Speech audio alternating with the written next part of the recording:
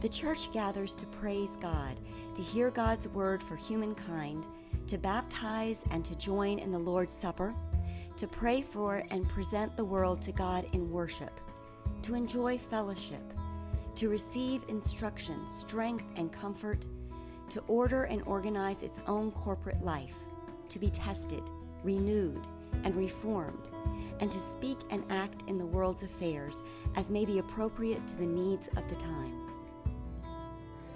In the Reformed faith, worship has some particular emphasis, perhaps different than other churches. Reformed worship for me has always been a very powerful experience because it's focused on God. In fact, God is the audience, and too many times in congregations, members of the church or choirs or others are kind of the audience.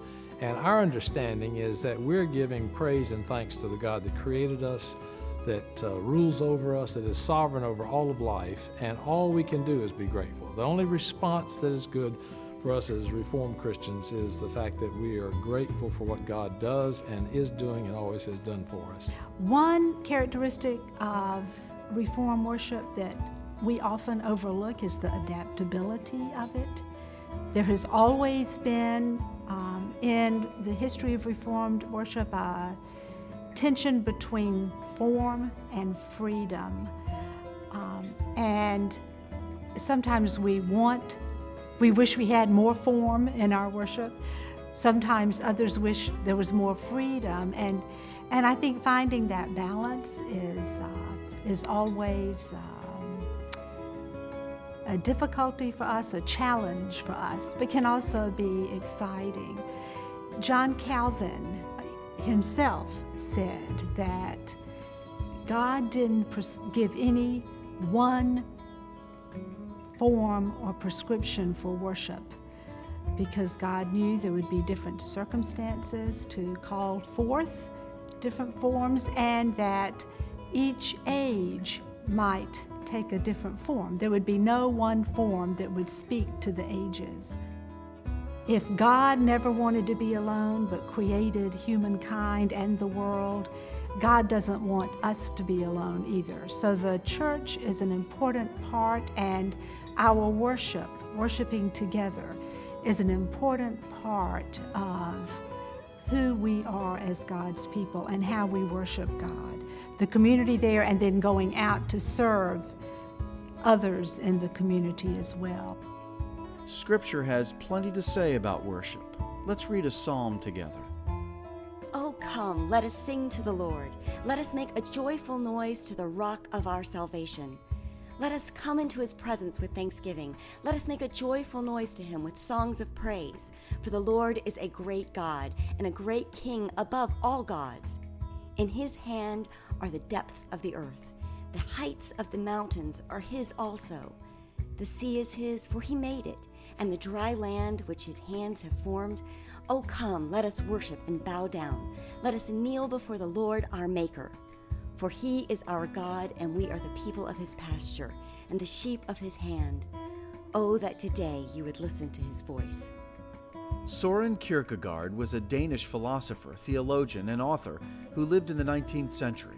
He gives us this perspective on worship. In regards to things spiritual, the foolish of many is this, that they in the secular sense look upon the speaker as the actor, and the listeners as theater-goers who are to pass judgment upon the artist. But the speaker is not the actor, not in the remotest sense. No, the speaker is the prompter. There are no more theater-goers present, for each listener will be looking into his own heart. In the theater, the play is staged before an audience who are called theater-goers. But at the devotional address, God himself is present. In the most earnest sense, God is the critical theater-goer, who looks on to see how the lines are spoken and how they are listened to. Hence, here the customary audience is wanting. The speaker then is the prompter, and the listener stands openly before God. The listener, if I may say so, is the actor, who in all truths acts before God. Typically, most of us think the congregation is the audience, and we see God in the pulpit and other people running around with details. And that's really not what it is at all. And I think, particularly in our Reformed understanding of worship, that it is God who is in the audience. And all of us have different roles to play. We might be actors in the play. We might be the ones who are in charge of opening the curtains or getting all those details like the lights and the mic fixed. But it is all of our work together as actors and stage directors and technicians who are working to create a play, to create music, all for God's entertainment and God's enjoyment. And I think, although Kierkegaard didn't go this far, I believe that when we go about that, we enjoy it as well. But it is God who is the audience. So what we're doing as we worship on Sunday mornings or whenever we worship, gather to worship, it is for God's enjoyment, and to keep that as the focus certainly changes. It's not about what I want. It's not about what I like. It's about God. As a group or in small groups, look over your congregation's weekly worship bulletin. Discuss how the order of worship emphasizes what we believe about God. If the order of your worship service differs from the traditional Reformed order of worship, such as that on page 12 of the Presbyterian Hymnal 1990, think through how you understand your particular order of worship. Discuss how the worship experience can be different if the emphasis is on God as the audience and the people as actors. What does your church bulletin show about your understanding of worship?